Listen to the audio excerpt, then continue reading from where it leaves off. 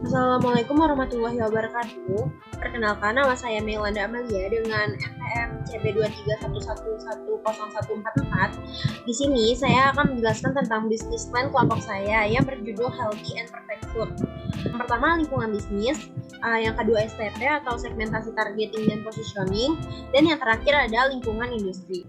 Jadi yang pertama itu ada lingkungan bisnis. Lingkungan bisnis adalah kondisi yang terjadi di sekitar bisnis atau perusahaan yang dapat berdampak pada laju usaha tersebut. Lingkungan bisnis terdiri dari dua lingkungan, yaitu lingkungan internal dan lingkungan eksternal. Lingkungan internal dari lingkungan bisnis terdiri dari, pertama itu ada karyawan. Karyawan itu terdiri dari jasa massa atau koki partner.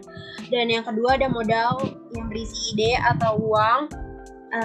Terus yang ketiga itu ada manajemen. Manajemen yang berisi manajemen produksi, manajemen keuangan, dan manajemen pemasaran. Terus yang keempat ada pemegang saham yang dipegang oleh para investor. Dan yang terakhir ada peralatan fisik, yaitu logo, kemasan, dan kualitas makanan. Nah, lingkungan eksternal itu terdiri dari kondisi demografi. Kondisi demografinya itu mulai dari usia 15-40 tahun, semua jenis kelamin, pendidikan, mulai dari SMP sampai kuliah, dan pendapatan yang menengah ke atas. Dan konsumen itu remaja hingga dewasa. Terus pemasok seperti supplier sayur, ayam, buah, dan susu. Pesaingnya itu terdiri dari healthy and diet catering. Dan kondisi ekonominya itu menengah ke atas. Teknologinya kami menggunakan teknologi e-commerce. Kedua itu ada segmentasi. Segmentasi, targeting, dan positioning. Pertama itu segmentasi.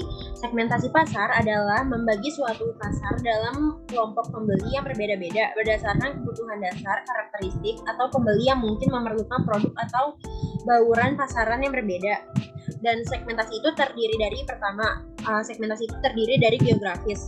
Segmentasi geografis digunakan untuk mengklarifikasi pasar berdasarkan lokasi yang mempengaruhi biaya operasional dan jumlah permintaan secara berbeda. Dalam segmentasi geografis, pasar dibagi menjadi unit geografis seperti negara, provinsi, kota, dan lingkungan.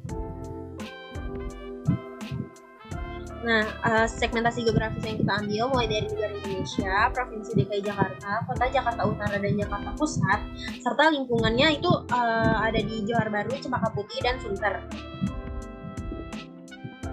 Nah, yang kedua itu ada segmentasi demografis. Segmentasi demografis adalah strategi pemasaran yang membagi pasar berdasarkan karakteristik demografis seperti usia, jenis kelamin, pendidikan, pendapatan, dan lainnya. Hal ini membantu perusahaan menentukan target pasar, menyesuaikan produk dan pesan pemasaran, serta mengukur efektivitas kampanye. Nah, segmentasi demografis yang kita ambil itu mulai dari usia 15-40 tahun, semua gender, pendidikannya mulai dari SMP sampai kuliah, dan berprofesi sebagai pelajar, mahasiswa, dan pekerja.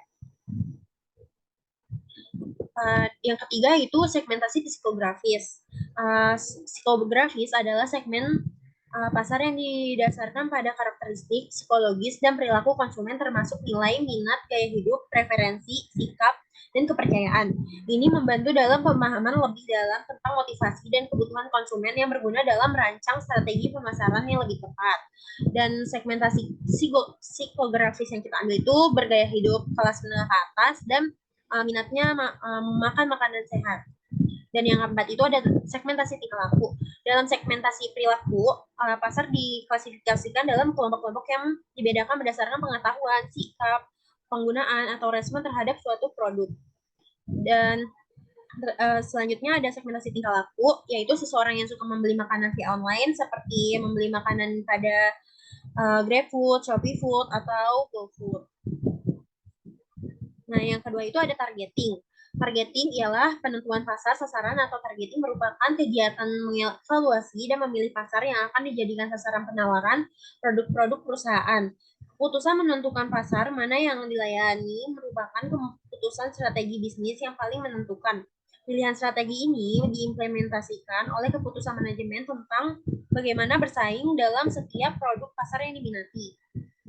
Dan yang targeting itu ada Gen Y dan Gen Z.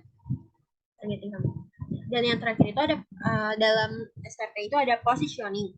Positioning merupakan strategi yang berusaha menciptakan diferensiasi yang unik dalam benak konsumen sasaran sehingga terbentuk citra atau image merek atau produk yang lebih unggul dibanding dengan brand pesaing. Istilah positioning mampu mengacu pada upaya penempatan atau menggerakkan suatu produk ke suatu tingkatan yang diinginkan dan sesuai dengan perhatian konsumen.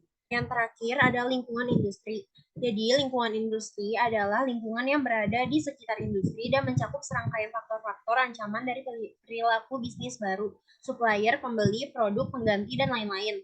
Lingkungan industri mengacu pada faktor eksternal yang dapat mempengaruhi kinerja perusahaan dan menciptakan ancaman atau peluang.